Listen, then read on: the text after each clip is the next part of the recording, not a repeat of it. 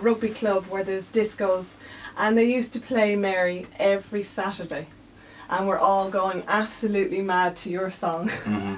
And it was one of the anthems of mine growing up. Yeah. And then when I saw this online, I was like, oh no, we have to play this, because I had the whole orchestra in the background, and it's just fantastic. It is an anthem. Yeah, it's just one of those songs, you know. It's and as a songwriter, you always, you know, when I started, that was my dream, was I was going to write a song that was going to be bigger than I am. and had we pulled it off with that one? It's an amazing song. Now, I bet you get asked this question all the time. Who's Yes. Mary and Frank? Mary was actually a girl that lived. I lived on a hill called Courtney Hill in Newry, and there was a girl a couple of years older than me who used to walk home, and I'd pass her. I was stalking her, really.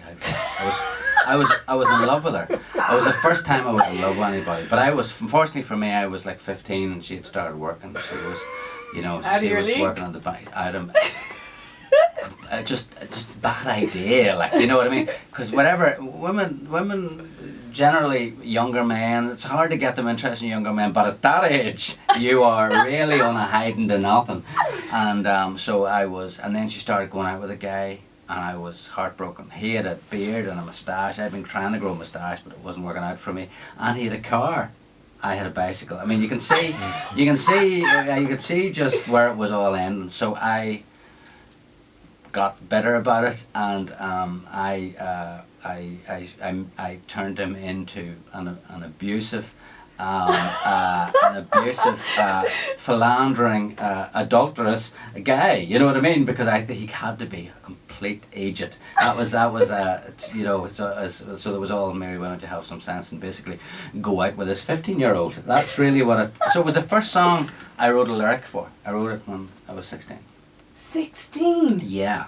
And then, so cut to when we're making songs to Tempted, and at that stage I'm in my sort of early 20s, and Declan, we're making the record, and the record was had a lot of tempo-y stuff on it, not that much acoustic stuff on it, Yeah. and but we had one song called Washington Down that was acoustic, and Declan says, we're going to need another acoustic song just to balance this up, because you only got one acoustic song. And I said, I don't know what, and then he said, what about that song? You know, na na na na na na na na na na. Do you remember that? And I said, well, I tell you what, because if you can still remember it, it must have something. Let's record it. So we recorded it. So you may not have recorded that. Oh yeah, absolutely. I'll tell you another story. When we did record it, our manager at the time advised us not to put it in the record. What? Yeah. The anthem that it is. I think he thought it was too uncool or something. I don't really know.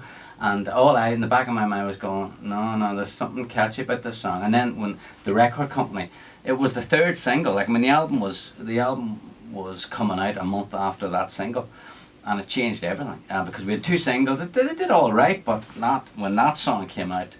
It just was like it was just being like carried along on a tidal wave. I mean, it was just the biggest song that year. I'll never forget it. Yeah, it was an anthem. Yeah, and you know, to this day, it's just one of those songs. It's, you know, it's played somewhere in this country every day of the week.